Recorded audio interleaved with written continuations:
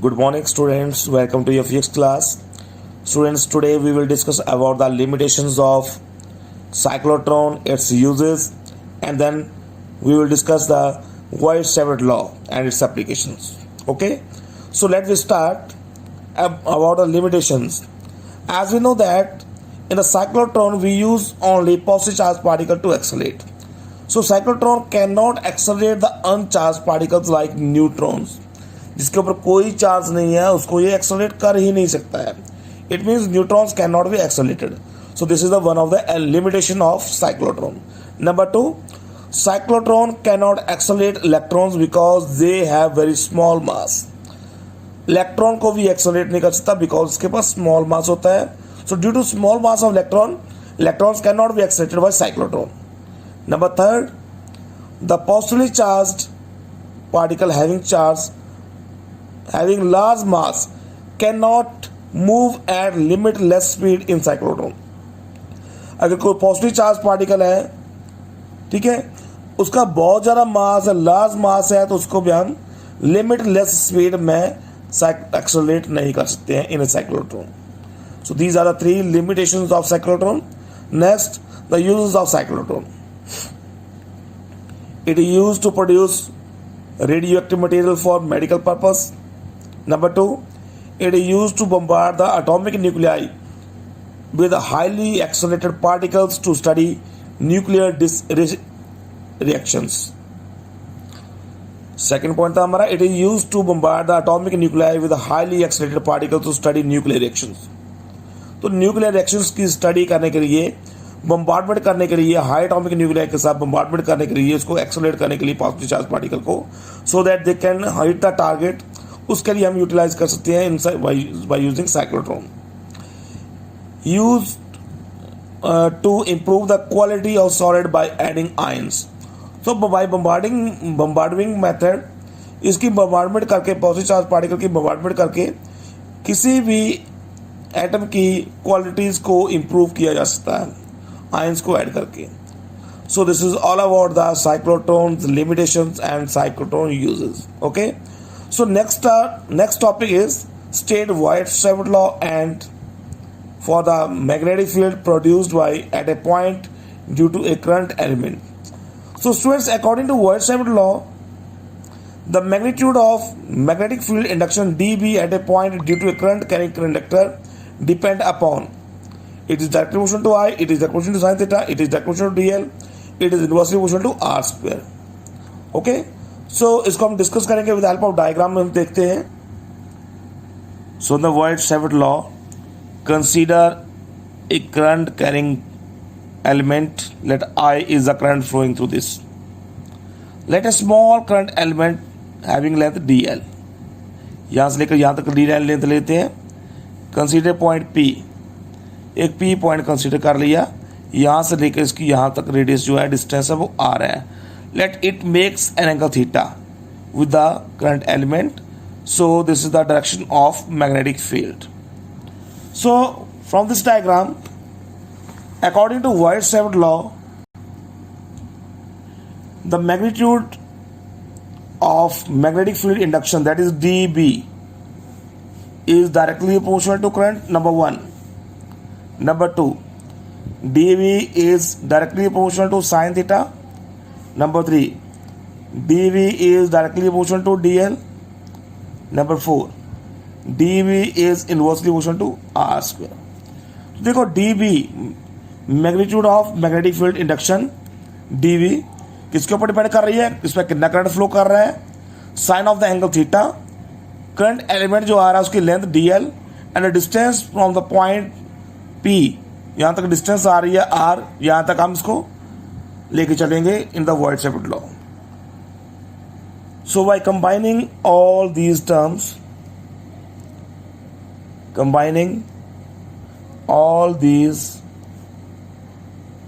Terms, dV is directly proportional to IDL sin of theta, IDL sin theta, तीनों को combine कर लेंगे over r square. So we can write it as dV is equal to K IDL sin theta upon r square. So where k is a proportionality constant. k जो है वो proportionality constant है. इसकी value कितनी होती है? इसकी value आपने याद रखनी है, k is equal to mu not upon 4 pi. The value of k is mu not upon 4 pi. So उसको हम लिख सकते हैं dv is equal to mu not upon 4 pi i dl vector cross r vector over r square. i dl vector cross r vector upon r square. Okay, r cap r unit vector लिखेंगे, ये direction show कर रहा है. But r cap is equal to r vector upon r vector का magnitude. This is equal to r vector upon r. So we can write it as dv vector is equal to mu not upon 4 pi. देखो sine theta था तो हमने cross product लगा दिया. r जो है वो डायरेक्शन शो कर रहा है, उसको लिख सकते हैं हम i dl vector cross r vector over, यहां पर आ जाएगा आपके पास r cube. So this is the White-Stafford law and its derivation. The direction of dv is same as that of direction of dl cross r, which can be determined by the right hand screw rule. तो उसकी direction जो है वो right hand screw rule की help से हम पता लगा सकते हैं कि कितनी इसकी डायरेक्शन आ रही है, कौन सी डायरेक्शन आ रही है. Now the next topic is magnetic field due to a current infinitely long straight wire carrying current. Magnetic field due to an infinitely long straight wire. This is the application of White-Stafford law. इसमें क्या करेंगे हम? Let us suppose that this is a current carrying conductors. This is a straight conductor XY carrying current I. Let I is the current flowing through it. Let P be a point where we have to calculate the magnetic field. यहाँ पर हम P point लेते हैं जहाँ पर हमने magnetic field calculate करनी है. Okay, know consider small current element. यहाँ पे एक स्मॉल करंट एलिमेंट लेते हैं DL, इसकी लेंथ DL है. यहाँ पे जो है वो पॉइंट C पॉइंट पे लेते हैं करंट एलिमेंट, इसको हम ज्वाइन करेंगे P पॉइंट के साथ. So let us suppose that it makes an angle phi. इसको भी हम ज्वाइन कर देंगे डॉटर लाइन के साथ. So let us suppose that this angle is theta 1. This is theta, theta only theta. इसको ज्वाइन करेंगे तो यहाँ पर जो एंगल आएगा वो आएगा आपके पास थीटा 2. तो ये आपके पास एंगल आ गए P पॉइंट के साथ. ये करंट एलिमेंट आ रहा है. Distance of this current element means distance from point C to O, that this is small l. So let r is a distance. ये डिस्टेंस हमने ले ली यहाँ से from this current element two point P. x is the distance from O to P. So according to White-Stafford law, according to White-Stafford law, so क्या आएगा आपके पास? dv is equal to mu not upon 4 pi i dl sin of phi upon r square. देखो this is a current element, this is a point P where we have to calculate the magnetic field. तो यहाँ पे जो angle बन रहा है वो आपने लिखना है. यहाँ पे फाई एंगल बन रहा है तो यहाँ पे आएगा dv is equal mu not upon 4 pi into ideal sine of phi into r square. So in triangle POC, अब ध्यान से देखना इसमें POC ट्राइंगल, इसमें से हम साइन फाई की वैल्यू निकालिए. अगर sine phi, this is the angle acute angle, this is the perpendicular, this is the hypotenuse, this is the base. So sine phi की वैल्यू आएगी x over r, and x over r again this is the value of cos theta. इसी triangle में angle theta भी है, so this is the value of cos theta. It mean cos theta और sine phi की value जो है वो equal है. देयरफॉर इसको हम इन दोनों की कैलकुलेट करके यहां से r की वैल्यू निकाल लेते हैं. r is equal to x upon cos of theta. अब निकालेंगे tan ऑफ थीटा. इस ट्राइंगल में tan थीटा निकालेंगे. tan थीटा आएगा आपके पास l over x, perpendicular upon base.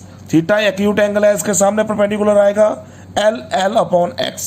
So l upon x, so l is equal to x tan theta.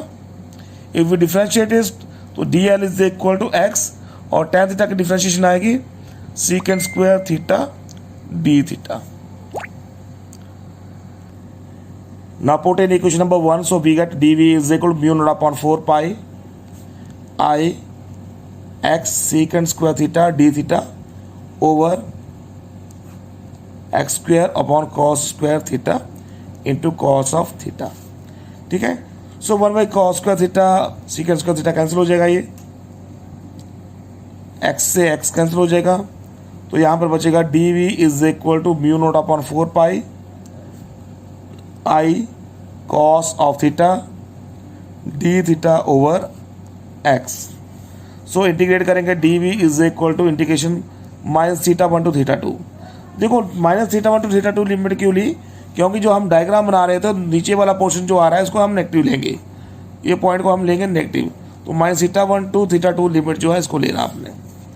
This is dv, this is equal to mu not I upon 4 pi x minus theta 1 to theta 2, यहाँ बचेगा आपके पास cos theta into d theta. बाकी सारी terms बाहर निकालेंगे. Mu not I upon 4 pi x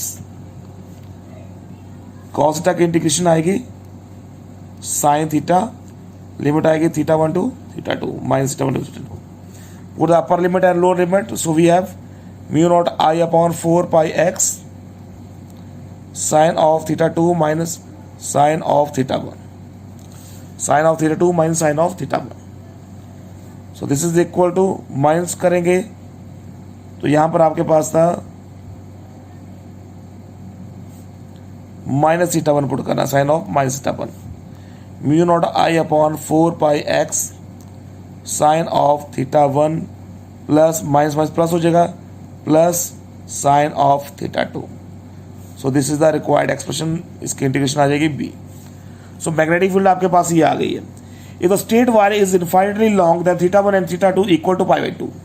if this conductor is infinitely long, in case of infinitely long conductor theta 1 plus theta 2, theta 1 and theta 2 is equal to pi by 2. In case of long infinite long straight conductor, infinite long straight conductor, infinite long straight conductor आ रहा है तो ये आपके पास आएगा b is equal to mu not I upon 4 pi x sine of pi by 2 plus sine of pi by 2. This is equal to mu naught I upon 4 pi x 1 plus 1. This is equal to b is equal to mu naught upon 4 pi into 2I upon x. Okay, so this is the required expression for a magnetic field due to a stopped magnetic field due to infinitely long straight wire carrying current. So this is the application of White-Savart law.